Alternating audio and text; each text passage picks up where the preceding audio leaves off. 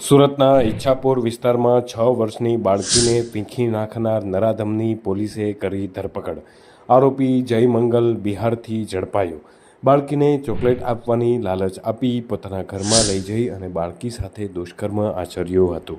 બાળકી રડતી રડતી કાકાને વાત કહેતા સમગ્ર હકીકત બહાર આવી હતી। હાલ પોલીસે આરોપીને ઘટના સ્થળે લઈ જઈ અને ઘટનાનું પંચનામું તેમજ ઘટનાનું રિકન્સ્ટ્રક્શન કરાયું હતું। પોલીસે આ સમગ્ર મામલે ગંભીરતાથી ધ્યાન લઈ અને તપાસ હાથ ધરી છે।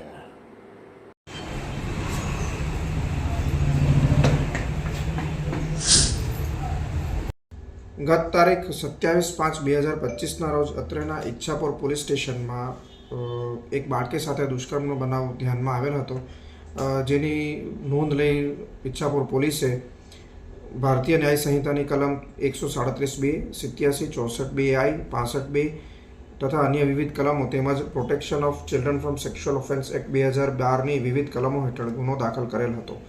ઉપરોક્ત બનાવની વિગત એવી છે કે આ બાળકી તેમના રહેઠાણના સ્થળે કે જે ભટલાઈ ગામમાં આવેલું છે ત્યાં રમતી હોય, આરોપી તેમની પાડોશમાં જ રહેતો હોય, બાળકીને ચોકલેટની લાલચ આપી લઈ ગયેલ હતો તથા પોતાના રૂમમાં લઈ જઈ બાળકીના હાથ અને મોઢું બાંધીને તેની સાથે બદકામ કરેલ હતું। ત્યારબાદ બાળકી આ બાબત પોતાના ઘરે જણાવતા બાળકીના માતા પિતા બાળકીને પોલીસ સ્ટેશન લાવી આ અંગેની ફરિયાદ દાખલ કરાવેલ હતી અને આ આરોપી નાસી ગયેલ હતો।